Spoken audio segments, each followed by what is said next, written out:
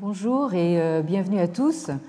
Et merci à vous qui avez bravé le premier assaut de l'hiver pour venir jusqu'ici. À votre place, moi, je serais restée sous la couette. Bon, sauf que au Collège de France, par n'importe quel temps, on est censé assurer les cours, on ne fait pas grève, etc. Donc voilà, me voilà.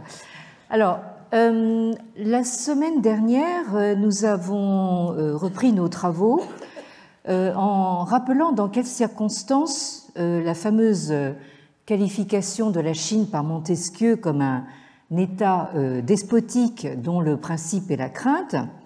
Donc cette qualification a refait surface tout récemment dans les milieux intellectuels et académiques chinois.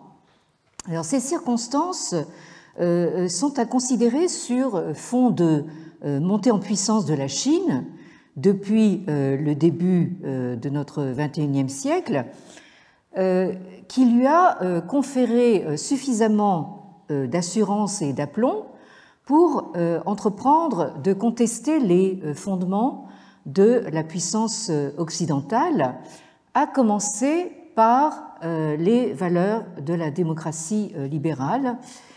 Et donc ça lui a permis de mettre en avant et en contrepoint les valeurs du socialisme aux caractéristiques chinoises, autrement dit, de formuler un exceptionnalisme chinois qui serait enraciné dans, je cite la fameuse formule consacrée, 5000 ans de civilisation continue, que nous avons examiné il y a quelque temps, et un exceptionnalisme qui serait également justifié par le fameux siècle des humiliations. Donc, dans un tel contexte de rapport de force revanchard, il paraît utile et salutaire de se replonger dans la réalité historique pour examiner de quelle manière le lexique de la pensée politique occidentale, j'entends par là européenne et américaine, ce lexique s'est introduit en Chine par l'intermédiaire du Japon à partir de la fin du XIXe siècle. Alors, nous avons vu la dernière fois que le nom de Montesquieu est connu des intellectuels japonais de l'ère Meiji dès les années 1860 et qu'il est alors associé au principe de la distinction des trois pouvoirs, législatif, exécutif et judiciaire. Donc ça, c'est vraiment une très grande nouveauté, puisque en fait le pouvoir est jusque-là conçu comme étant essentiellement un. Donc le fait de distinguer trois formes de pouvoir, c'est vraiment une idée neuve, mais ce principe de distinction des trois pouvoirs est perçu comme illustré à l'époque uniquement par les États-Unis.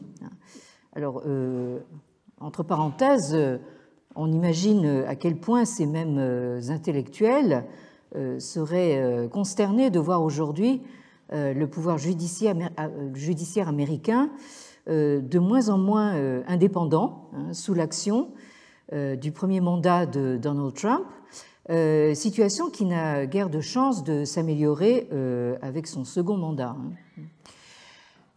Alors, dans leur écrasante majorité, les auteurs japonais qui évoquent Montesquieu sont des partisans des droits du peuple. Et c'est en citant Montesquieu que l'un de ces auteurs définit le despotisme, donc traduit en particulier en japonais par le binôme sensei, donc définit le despotisme comme la concentration des trois pouvoirs. Autrement dit, il y a là en fait une sorte de défaut, dans la mesure où justement on vient de distinguer trois pouvoirs, et là en fait avec le despotisme on revient à l'un, à l'unité du pouvoir. Or, aux yeux des réformateurs de Meiji, nous avons vu par exemple le personnage de Kato Hiroyuki ou le personnage encore plus connu de Fukuzawa Yukichi. Donc, aux yeux de ces réformateurs, la Chine apparaît le plus souvent comme le repoussoir par excellence, c'est-à-dire le symbole même du despotisme oriental et passéiste que le Japon récuse avec la dernière énergie pour se rattacher à la civilisation, un Bummei, en chinois Wenming, et aux lumières de la modernité telles qu'elles sont définies en Occident. Alors, vous avez ici une image extrêmement frappante de la défaite des armées chinoises, c'est-à-dire mandchoues. Vous avez sur la gauche de la diapositive donc ces dignitaires mandchous qui plient le genou et qui même se prosternent devant les vainqueurs japonais lors de la première guerre sino-japonaise qui se termine en 1895. Alors, vous remarquerez donc déjà le contraste entre les uniformes. Donc, les Japonais ont adopté un uniforme de type occidental, alors que donc les dignitaires mandchous sont encore donc dans leur tunique traditionnelle et la coiffe mandchoue. Et donc, vous avez ici justement une des images les plus frappantes du siècle des humiliations, qui a commencé bien sûr bien avant, dans les années 1860 avec les guerres de l'opium, mais qui passe également par la montée en puissance à la fin du XIXe siècle du Japon, et le Japon qui finalement rallie aux puissances occidentales.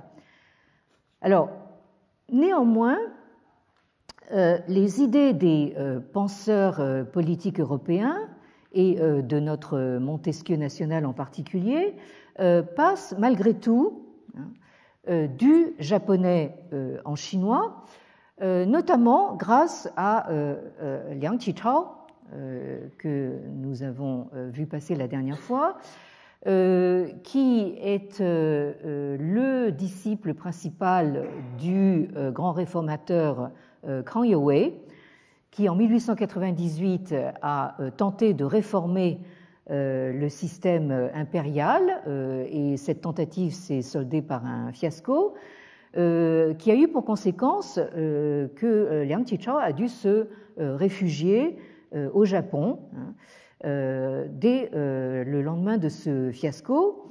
Et donc Liang Qichao opère ce transfert culturel et linguistique du japonais au chinois dans les deux périodiques qu'il a fondés au Japon, dans le but de s'adresser au lectorat chinois. Vous avez donc d'abord le Qingyibao et ensuite remplacé par le Ximincongbao. Ximincongbao qui veut dire donc le journal du nouveau peuple.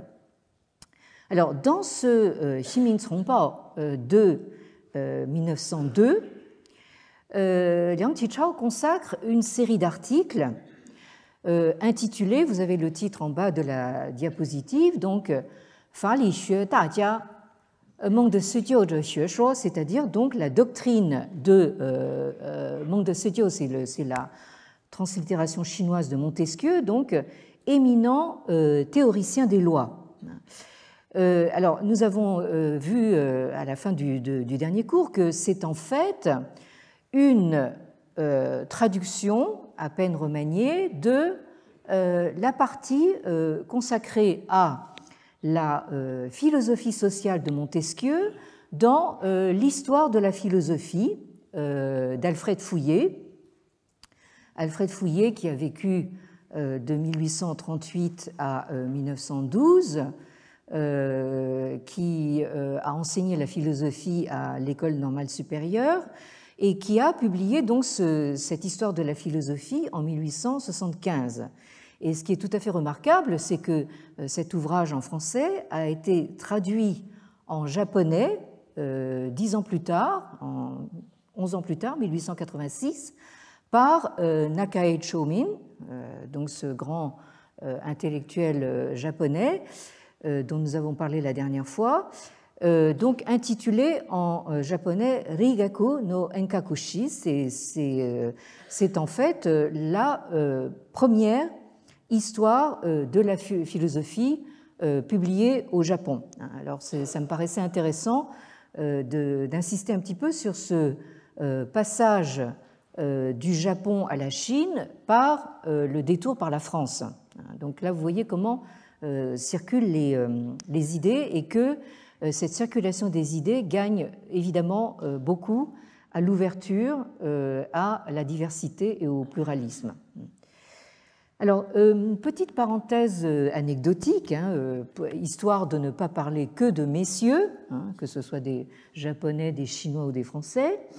Vous serez peut-être intéressé de savoir que Alfred Fouillé avait pour épouse une madame Augustine Thuillery, qui, en 1877, a publié sous le pseudonyme de G. Bruno, qui en fait est mis pour Giordano Bruno, c'est une référence à Giordano Bruno, elle a publié Le Tour de la France par 2 enfants. Ça dit peut-être quelque chose à certains d'entre vous. Alors, c'est paru donc aux éditions Belin donc en 1877, et c'est un manuel qui sert à l'origine pour l'apprentissage de la lecture du cours moyen des écoles de la Troisième République française. Et comme c'est un livre de lecture courante, il est vendu dans toutes les écoles, qu'elles soient publiques ou religieuses, ainsi qu'aux collectivités locales, associations diverses. Et son succès est tel qu'il atteint un tirage de plus de 7 millions d'exemplaires à la veille de la Première Guerre, en 1914, et il sera utilisé jusque dans les années 1950. Malgré, comme vous le voyez sur la droite de la diapositive, une conception très colonialiste du genre humain. Vous avez ici une illustration qui paraît dans le chapitre consacré aux 4 races d'hommes. Alors, de gauche à droite, vous avez la race blanche, la race rouge, la race jaune et la race noire. Et inutile évidemment de préciser que la race blanche est supérieure à toutes les autres. Bon. Alors, maintenant, pour revenir à nos moutons jaunes. Donc, dans leurs efforts pour traduire les concepts occidentaux, les intellectuels et hommes politiques japonais ont donc développé une terminologie utilisant donc les kanji, c'est-à-dire littéralement les mots chinois, mais en les combinant de manière inédite pour créer de véritables néologismes qui permettent un transfert de connaissances et qui facilitent bien évidemment grandement la tâche des intellectuels chinois. Alors, en particulier, nous avons vu que Liang Qichao reprend la traduction en japonaise de Ga Noriyuki, qui date de 1876, qui a été publié sous le titre Banpo Seiri, en prononciation chinoise, donc Wanfa Jingli. Alors, donc, Ga Noriyuki traduit le mot anglais despotism. Il le traduit par sensei, donc cette expression que vous avez en rouge, donc en prononciation chinoise, Zhuanzhi. Alors, ce binôme est en fait emprunté au chinois ancien. Vous trouvez ce binôme dans les sources chinoises anciennes. dans lesquels il est utilisé non pas comme un substantif, mais comme une construction verbe-objet, hein, c'est-à-dire c'est le verbe zhuan avec pour objet zhi, hein, qui veut dire, enfin qui fait référence à des ministres qui usurpent ou s'arrogent le pouvoir. Donc vous voyez comment en fait les Japonais justement reprennent parfois des expressions ou des binômes qui existent dans les sources chinoises, mais il leur donne un sens légèrement différent.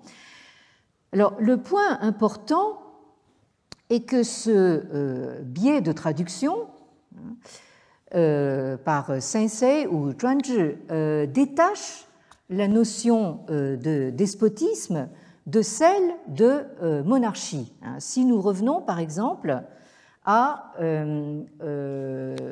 la traduction des termes par le grand réformateur Fukuzawa Yukichi.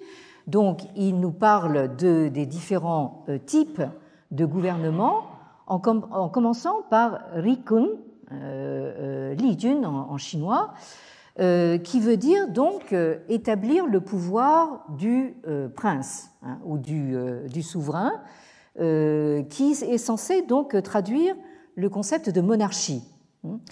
Et pour Fukuzawa Yukichi, à partir du moment où le Rikun, c'est-à-dire donc la monarchie, devient Dokusai, c'est-à-dire le pouvoir d'un seul qui tranche tout seul, hein, à ce moment-là, ça devient du despotisme. Donc là, vous voyez que chez Fukuzawa, la notion de despotisme est dérivée de la notion de monarchie. Alors que quand vous choisissez de traduire despotisme par sensei ou zhuanzhi, vous détachez complètement donc ces deux notions. Alors maintenant, si nous prenons donc un texte de Liang Qichao qui est paru en 1899 dans son journal, enfin dans sa revue, le Qingyi Bao. Vous avez ce texte qui s'intitule donc Ge Guo Xianfa Yi Tong Lun, c'est-à-dire donc des différences entre les constitutions de chaque pays. Alors, je vais le lire en fait, je vais vous le lire en traduction in extenso parce que c'est un texte qui, à mon sens, témoigne d'un véritable souci de clarification et d'un affinement de la compréhension des termes. C'est-à-dire qu'on a vu comment les Japonais essayent justement, avec les moyens du bord, enfin de traduire toutes ces notions du lexique européen.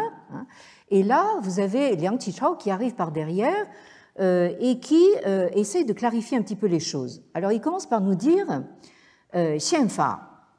Xianfa, c'est constitution dans la langue anglaise. C'est ce que dit donc le premier membre de phrase souligné en rouge.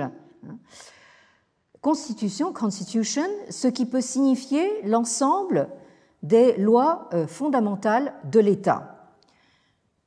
Ainsi, que ce soit dans un régime despotique, alors vous l'avez en rouge, zhuanzhi zhengti, ou dans l'ancienne traduction un junzhu zhiguo, c'est-à-dire un État dirigé par un monarque, que ce soit dans un régime constitutionnel, li xian zhengti, ou dans la traduction ancienne un État co-dirigé par le monarque et le peuple, c'est-à-dire junmin gongzhu zhiguo, ou que ce soit un régime républicain, gonghe zhengti, ou dans l'ancienne traduction un minzhu zhiguo, c'est-à-dire un État dirigé par le peuple. Dans tous ces cas, il semble possible de parler de régime constitutionnel. Même si on avait l'habitude de distinguer de multiples formes de gouvernement. Si l'on prend les divers pays qui existent aujourd'hui, donc nous sommes à la fin du XIXe siècle, on n'y distingue pas plus de deux types. Alors, d'une part, les minzhuguo, c'est-à-dire les monarchies, et les gongheguo, c'est-à-dire les républiques. Et dans les monarchies, on distingue deux sous-catégories, à savoir, d'une part, les zhuanzhi junzhu, c'est-à-dire les monarchies autocratiques, et les lixian junzhu, c'est-à-dire les monarchies constitutionnelles. Alors, fin donc de cet extrait de Liang Qichao, où on voit donc que... oui, allô? On voit que Liang Qichao donc essaye véritablement de clarifier un petit peu toutes ces idées qui viennent d'Europe. En bas de la diapositive, vous avez le titre d'un autre article de Liang Qichao paru en 1906 qui s'intitule donc Kreiming Zhuanzhilun, c'est-à-dire sur le despotisme Kreiming, c'est-à-dire éclairé. Et ce qui est intéressant dans cet article, c'est que Liang Qichao précise que c'est ce Kreiming Zhuanzhi, c'est-à-dire ce despotisme éclairé, et non la démocratie, qui serait le régime le plus adapté à la situation de la Chine, étant donné que, et c'est Liang Qichao qui parle, que les Chinois eux-mêmes ne sont pas qualifiés encore pour jouer un rôle décisif dans la politique du pays. Autrement dit, les Chinois ne sont pas encore mûrs pour la démocratie. Et en 1903, Liang Qichao avait fait donc un voyage qu'il avait mené aux États-Unis, d'où il avait tiré la conclusion que nous, les Chinois, je le cite, nous ne pouvons accepter que le despotisme. Et nous ne sommes pas capables de jouir de la liberté. En un mot, le peuple chinois d'aujourd'hui ne peut être gouverné que de manière autocratique. Il n'est pas en capacité de jouir de la liberté. Fin de la citation. Donc, ici, on voit Liang Qichao accréditer totalement le verdict de Montesquieu et le verdict japonais, selon lequel la Chine est le symbole même du despotisme, par opposition, bien sûr, au Japon, qui, lui, marche avec grande assurance dans la voie moderne du constitutionnalisme. Alors, à cet égard, il est intéressant de voir que Liang Qichao n'était pas le seul Chinois de son époque à servir de passeur pour les idées occidentales et qu'il existait d'autres points de vue que le sien sur le processus de modernisation de la Chine. Alors, j'ai nommé ici Yan Fu, que vous avez sur la droite de la diapositive. Yan Fu, qui a vécu de 1854 à 1921, c'est donc un aîné par rapport à Liang Qichao, qui, lui, je rappelle ses dates, 1873 à 1929. Vous voyez également, c'est pour ça que je vous ai mis les deux photos côte à côte, la différence vestimentaire. Liang Qichao, donc réfugié au Japon, a adopté donc le costume de type occidental que portaient justement les élites japonaises de l'époque, alors que Yan Fu, qui vit à la même époque et qui lui est resté en Chine, donc continue à porter donc le costume traditionnel des lettrés.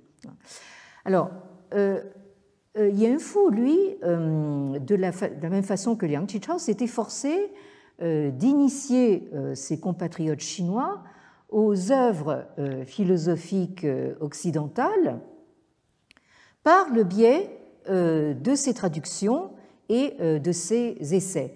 Mais contrairement à Liang Qichao, qui traduisait ou donnait un rendu des œuvres occidentales par des intermédiaires japonais, comme on l'a vu, Yan Fu, lui, traduisait directement de l'anglais et en chinois classique. Donc là, il y a une véritable... On a beau avoir envie de les mettre un peu dans le même paquet, mais en fait, on a ici véritablement deux personnalités très différentes et deux points de vue très différents. Yan Fu considère que la langue des élites chinoises doit rester donc le chinois classique, et il a beaucoup de mal à supporter justement cette prose plus moderne de Liang Qichao en le traitant véritablement de petits jeunes qui parlent une langue vraiment insupportable aux oreilles d'un lettré. Bon, alors ce Yan Fu, comme vous le voyez, contrairement à Liang Qichao, est véritablement un traducteur professionnel. Je vous donne une idée un peu de tout ce qu'il a traduit. Alors, c'est même pas exhaustif d'ailleurs cette liste. Alors, vous avez des grands classiques du XIXe siècle européen, comme le Evolution and Ethics de Thomas Henry Huxley, qu'il a traduit donc en 1898. Vous avez ici donc la couverture de la traduction de Yan Fu sur la droite de la diapositive, et vous voyez que même les caractères du titre sont archaïsants. Donc là, il y avait véritablement un parti pris chez Yan Fu de rendre tous ces ouvrages européens finalement assez récents à l'époque dans un chinois ancien. Ensuite, vous avez, excusez du peu, donc Adam Smith, The Wealth of Nations, donc traduit en 1901. Herbert Spencer, qui a joué un rôle absolument crucial au Japon et en Chine à la fin du 19e, The Study of Sociology. John Stuart Mill, On Liberty, donc deux ouvrages traduits en 1903. Edward Jenks, History of Politics, également en 1903. Enfin, donc, Montesquieu, De l'esprit des lois, traduit de 1904 à 1909. Nous y reviendrons. John Stuart Mill, de nouveau, System of Logic, de 1905 à 1912. Et William Stanley Jevons, Primer of Logic, de 1909. Alors, là, vous voyez que Yan Fu s'est lancé donc dans une entreprise de traduction systématique de tout ce qui lui paraissait important à faire comprendre à ses compatriotes chinois pour qu'ils puissent se lancer dans cette opération de rattrapage à marche forcée de la modernisation occidentale. Alors, pour revenir justement sur notre Montesquieu, donc, vous avez ici la couverture de la traduction de l'esprit des lois que Yan Fu a choisi de traduire par Fayi, c'est-à-dire effectivement l'intention des lois. Et comme je l'ai dit tout à l'heure, ça lui a pris quand même pas mal d'années, entre 1904 et 1909, pour traduire donc l'intégralité de ce monument. Et alors pourquoi est-ce que notre Yan Fu s'est lancé là-dedans? C'est parce que il n'était pas satisfait donc des traductions précédentes, notamment justement celles qui étaient passées par le japonais. Et il s'est fondé sur la version anglaise, puisque Yan Fu n'était pas francophone, donc il était formé comme anglophone. Et il a publié sa traduction en 7 épisodes qui ont été repris en un seul volume en 1913 par la Shanghai Shanghu Yishuguan, c'est-à-dire les presses commerciales de Shanghai, qui était donc l'un des plus grands diffuseurs donc, de l'époque. Et la raison pour laquelle donc Yan Fu s'est engagé dans cet énorme travail, c'est que au début du XXe siècle, la Chine était confrontée au choix crucial, voire vital, entre d'une part une réforme constitutionnelle et d'autre part carrément une révolution.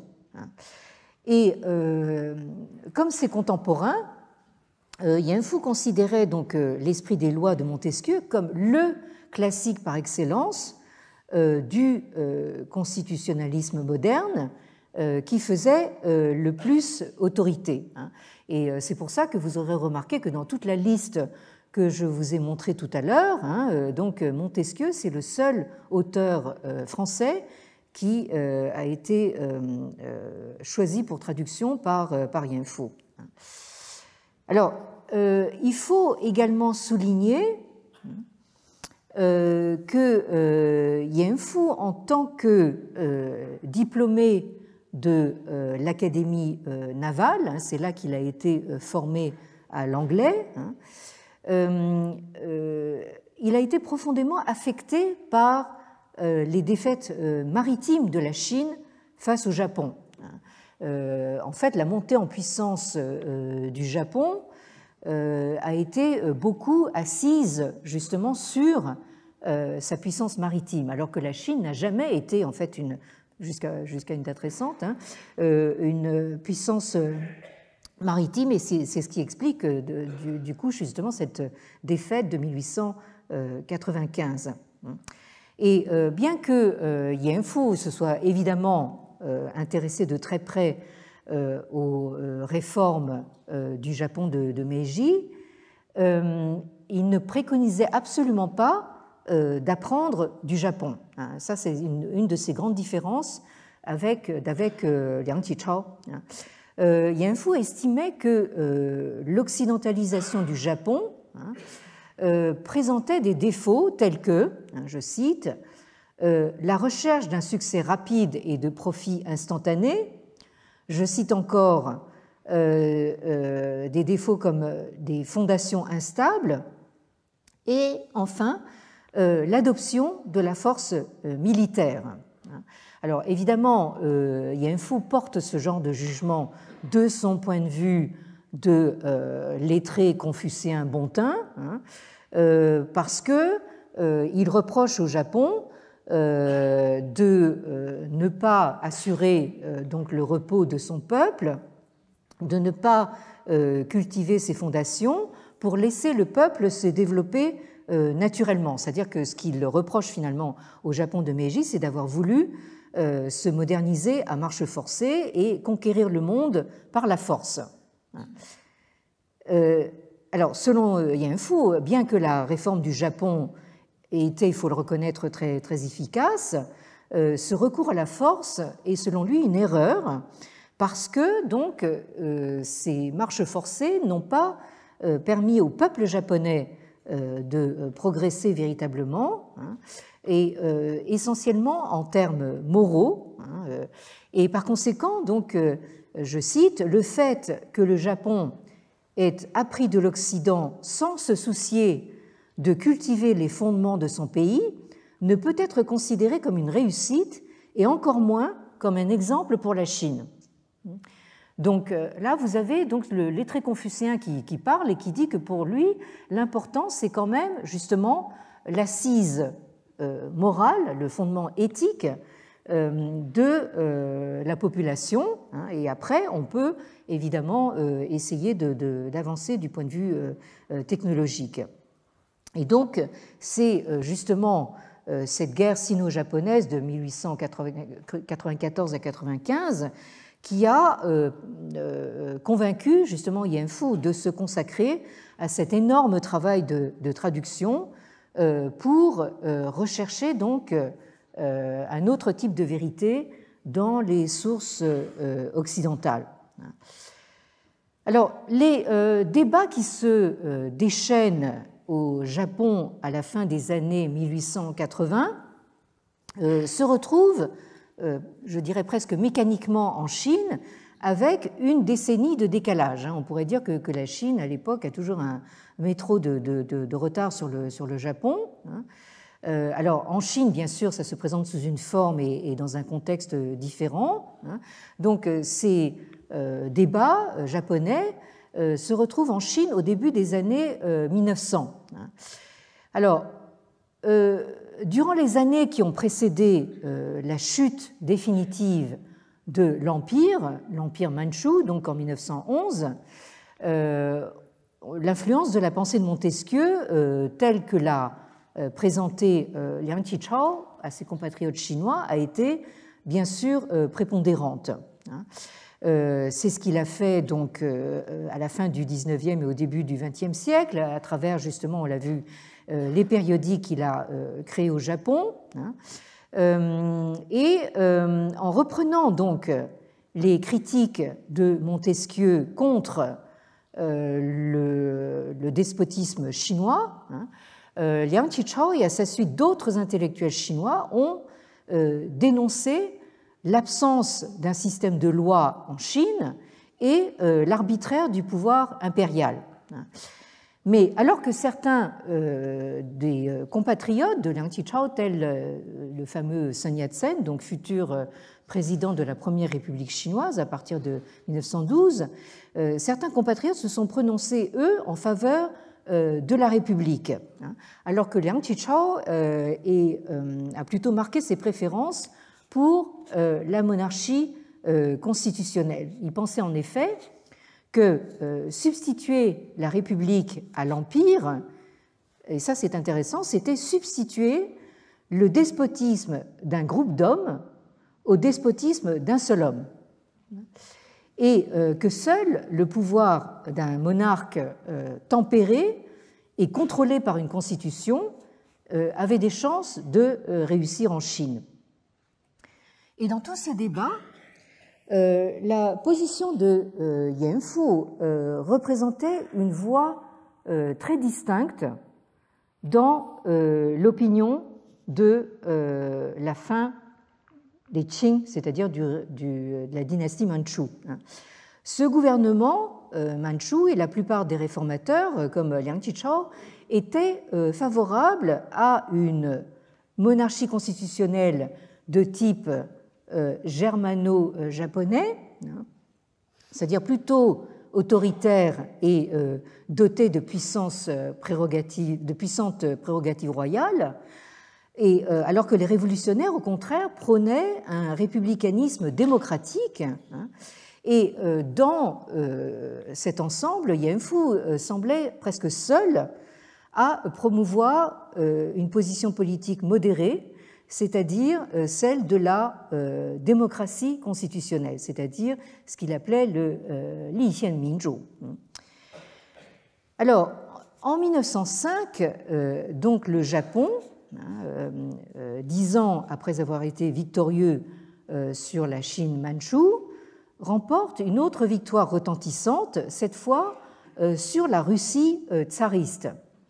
Alors, retentissante parce que c'est la première fois qu'un pays asiatique, ou en tout cas non européen, l'emporte militairement sur une puissance européenne. Donc là, vous voyez le Japon qui avance véritablement comme une locomotive, comme un bulldozer. Et cette victoire, en fait, a été saluée par l'intelligentsia chinoise comme, je cite, une victoire du constitutionnalisme japonais sur l'autocratie russe. Fin de la citation.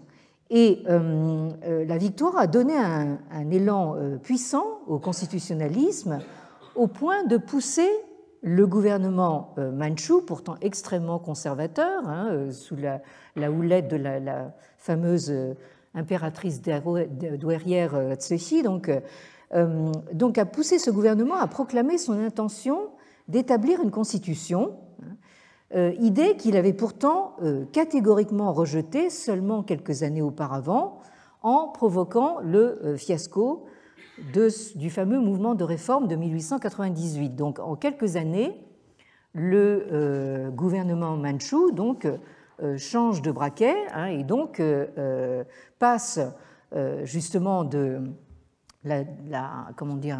de la destruction d'une tentative de réforme vers une monarchie constitutionnelle finalement il change d'avis donc en quelques années. Alors, ce constitutionnalisme de la fin de la période mandchoue a bien sûr fait l'objet d'un nombre considérable d'études, mais la plupart d'entre elles affirment que l'introduction du constitutionnalisme par les Mandchous à la fin du XIXe représente une percée dans l'histoire de la Chine parce que c'est la première fois que le gouvernement tente de modifier en profondeur le système gouvernemental. Alors, pour certains membres des élites chinoises, la mise en œuvre du constitutionnalisme allait ébranler les fondements du despotisme chinois et reconfigurer la relation de pouvoir entre la population et le gouvernement. Toutefois, on a également avancé que le constitutionnalisme de cette fin des Qing n'était qu'un camouflage permettant à la cour de maintenir son despotisme. Et ces points de vue opposés sur les motifs réels de l'introduction du constitutionnalisme témoignent de la complexité de cet énorme changement politique à l'échelle nationale. Et dans l'opinion publique, qui est reflétée dans la presse de l'époque, la presse qui est devenue entre-temps un mode d'expression moderne en Chine en tant qu'outil d'influence sur la vie sociopolitique, dans cette opinion publique, le constitutionnalisme apparaît fréquemment comme une farce nationale. C'est ce que vous voyez dans ces caricatures comme celle-ci, qui date de 1908, qui est parue dans le Shenpao, connu en anglais sous le titre de Shanghai News. Alors le Shenpao, le journal de Shen, le Shen est une allusion en fait à l'ancien nom du Huangpu, qui est l'affluent du Yangtze qui passe à Shanghai. Et c'est un journal qui est édité de 1872 jusqu'à 1949. Et alors vous voyez sur ce dessin donc un personnage qui, vous le remarquerez, porte toujours la natte mandchoue et qui semble tenter de brancher, c'est le cas de le dire, le rameau déjà feuillu de la Constitution. Vous avez ces deux caractères ici qui ne sont pas très lisibles, mais que je retranscris ici, Li Xian, c'est-à-dire donc le rameau de la Constitution, sur le tronc plus ou moins desséché du despotisme, Zhuanzhi. Et vous avez alors quelque chose d'encore plus frappant, c'est cet autre dessin qui est paru en 1909 dans le journal The National Herald et qui vous décrit, c'est ce qui est écrit ici, donc Zhongguo Su Chu Zhe Di Wei, c'est-à-dire donc la situation, la position de la Chine, la place qu'elle occupe dans le monde en 1909. Alors, la place qu'elle occupe dans le monde, vous le voyez sur ce globe, notre planète toute ronde, où vous voyez apparaître donc la Chine, Zhongguo ici, et vous voyez ici ce personnage qui est très évidemment vêtu à l'occidental, c'est donc un occidental, qui très négligemment, d'un coup de pied, s'apprête à pousser donc la Chine par-dessus la falaise, et vous avez juste en dessous donc un groupe de personnages qui eux aussi portent la natte mandchoue, qui ont essayé de tendre une toile, un petit peu comme une toile de pompier, vous savez, et qui, c'est écrit ici, donc Qingsu Kai Guohui, c'est-à-dire donc nous vous en supplions, hein, réunissez le Parlement au plus vite. Hein. Donc là, vous avez comment dire, le régime parlementaire comme véritablement dernier secours, dernier recours pour essayer d'arrêter la chute, hein, de la Chine dans le gouffre. Alors, ce constitutionnalisme perçu comme un double du despotisme a suscité donc une infinitude de débats à la fin de cette période mandchoue, notamment sur la manière dont le despotisme et le constitutionnalisme doivent fonctionner l'un par rapport à l'autre. Alors, vous avez d'un côté au sein de la Cour les hauts fonctionnaires qui pensent que le constitutionnalisme détruirait le régime mandchou et la tradition chinoise par le même coup, et qui, eux, s'opposent obstinément aux fonctionnaires qui soutiennent le constitutionnalisme afin de maintenir en réalité le statu quo despotique. Donc, vous voyez dans quelle situation extrêmement imbriquée nous nous trouvons. Alors, tout ce rappel historique a visé donc à retracer la façon extrêmement sinueuse dont les termes fondamentaux de la pensée politique européenne se sont introduits en Chine par l'intermédiaire du Japon, ce qui fait que dans le vocabulaire moderne, là vous avez la version en japonais, mais vous avez exactement les mêmes caractères en chinois, vous avez finalement une opposition entre le régime républicain et le régime monarchique, et vous avez également la distinction entre l'expression qui est en bas, hein, donc l'autocratie, hein, qui est traduite en japonais par sensei chinois Zhuangzi, qui se distingue de l'expression en haut, qui se lit donc dokusai en japonais et duzai en chinois, hein, et qui traduit donc la notion de dictature.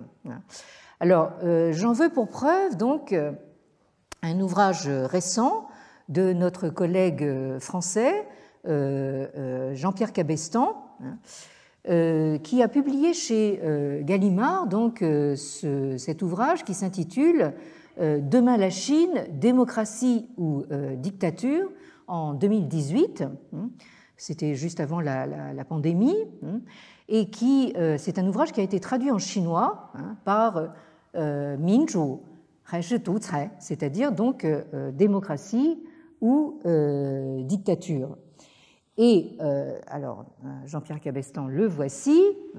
Je rappelle qu'il est sinologue et politologue. C'est l'un de nos meilleurs spécialistes donc, de la Chine contemporaine, de Taïwan également et de Hong Kong, où il réside actuellement. C'est véritablement un observateur de première main, justement, des relations de toutes ces entités donc, entre elles.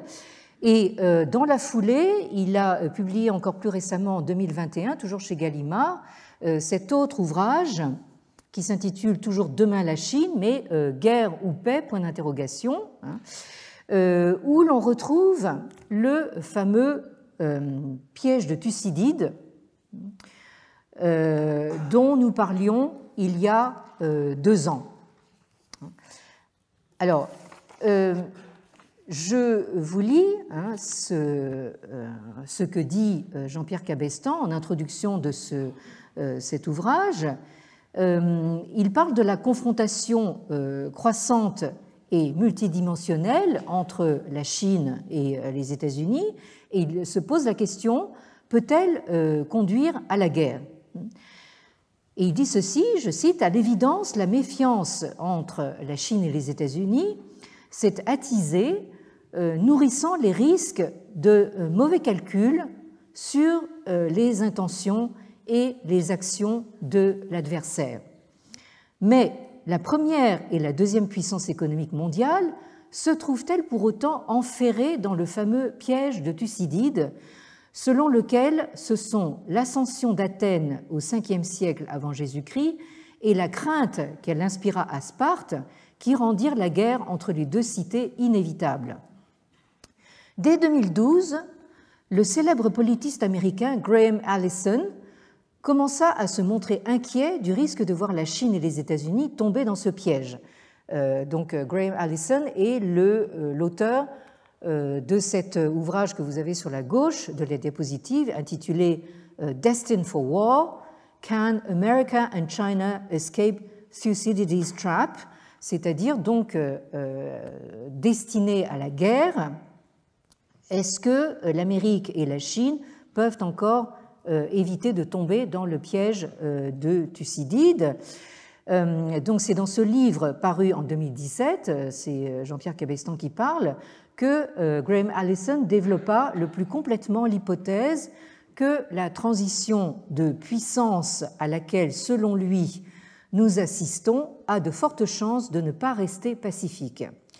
La puissance ascendante qu'est la Chine pourrait bien inspirer à la puissance établie que sont les États-Unis une crainte telle qu'une guerre entre ces deux pays devienne inéluctable, un peu comme entre Athènes et Sparte au 5e siècle avant Jésus-Christ.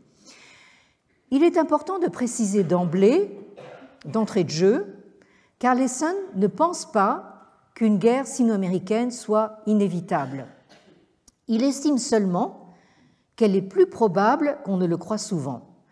Proposant une vaste comparaison historique, il observe que sur les 16 grandes transitions de puissance au cours des 5 derniers siècles, seulement 4, dont celle entre la Grande-Bretagne et les États-Unis, mais aussi celle entre les États-Unis et l'Union soviétique, se sont produites sans provoquer de guerre entre la puissance établie et la puissance ascendante. Mais l'objectif d'Allison était de lancer un signal d'alarme fort afin justement que les responsables politiques chinois et américains évitent de tomber dans ce piège en faisant plier l'arc de l'histoire. Alors, nous serons assez soulagés d'apprendre que le président Xi Jinping a redit pas plus tard que la semaine dernière, le 16 novembre très exactement, lors de sa rencontre avec le président Biden dans le cadre du G20 à Lima, au Pérou. Il a dit ceci: « Le piège de Thucydide n'est pas un destin historique. La nouvelle guerre froide ne peut être ni livrée ni gagnée, mais l'endiguement de la Chine n'est ni judicieux ni souhaitable et ne réussira pas. » Donc là, nous sommes à la fois soulagés mais avertis.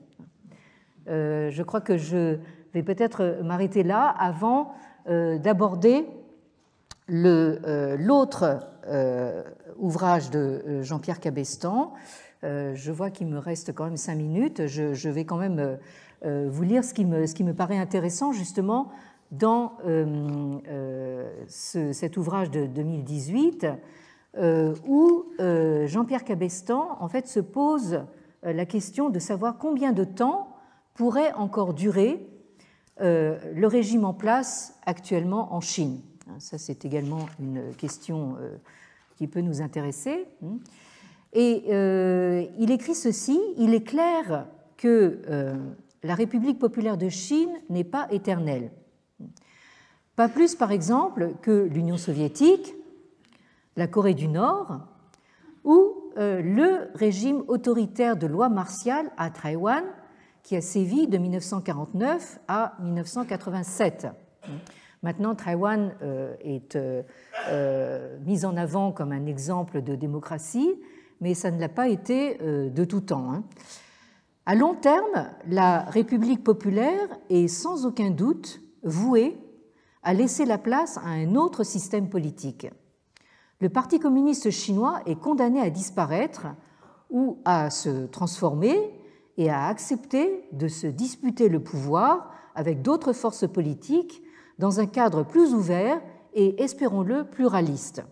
Toutefois, Alors, ça, c'est ce que j'aime beaucoup chez nos collègues de Sciences Po. Hein, il y a toujours une très très bonne analyse, il y a toujours un mais quelque part. Alors, toutefois, pour de multiples raisons historiques, idéologiques et structurelles que nous allons développer plus loin, cette transition démocratique risque fortement d'être retardée, chaotique et incomplète. Les forces et les contraintes qui freinent une telle évolution sont nombreuses. Citons brièvement dès maintenant l'immensité et la diversité du territoire et des populations. Ça, c'est une donnée, évidemment, de tout temps. Ensuite, élément important pour nous, la longue tradition bureaucratique chinoise destinée justement à gérer cette taille et cette diversité. La puissance impressionnante de l'institution du Parti communiste, ainsi que de la culture et des pratiques politiques largement importées d'Union soviétique qu'il a imposées à la société chinoise depuis 1949. Les intérêts politiques et économiques acquis, ou les rentes, de la nomenclatura communiste et de sa famille, l'étroite dépendance des entrepreneurs privés à l'égard du pouvoir politique, ça on l'a vu avec le cas de Alibaba par exemple, la faiblesse des valeurs politiques démocratiques, faiblesse que le Parti communiste et les habitis soviétiques, pluriel de habitus soviétiques, ont non seulement perpétué mais accusé, le caractère très embryonnaire de la société civile, la puissance des institutions répressives, encore augmentée par justement les technologies de dernier cri, l'isolement et la vulnérabilité des forces qui militent en faveur de la démocratie, et enfin le soutien des élites économiques et de larges segments des classes moyennes au régime actuel, à la fois du fait de leur dépendance à l'égard du Parti communiste, mais aussi de la peur de toute instabilité et de tout retour au chaos des années passées. Là, allusion faite aux années maoïstes et en particulier de la révolution culturelle. Pour l'ensemble de ces raisons, mon hypothèse est que le Parti communiste chinois a instauré ce que j'ai ailleurs appelé un nouvel équilibre autoritaire qui devrait lui permettre de maintenir encore longtemps sa dictature sur le pays. Question suivante. Qu'entend-on par longtemps ? Réponse, difficile à dire.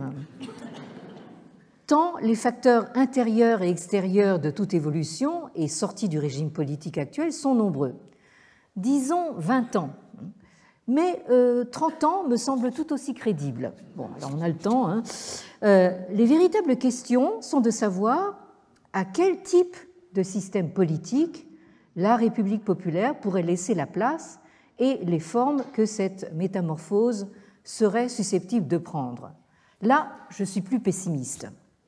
Pour les raisons que je vais à présent développer, c'est plutôt un régime encore largement autoritaire, élitiste, paternaliste, impérial et sans doute dictatorial qui, le plus probablement, se perpétuera en Chine.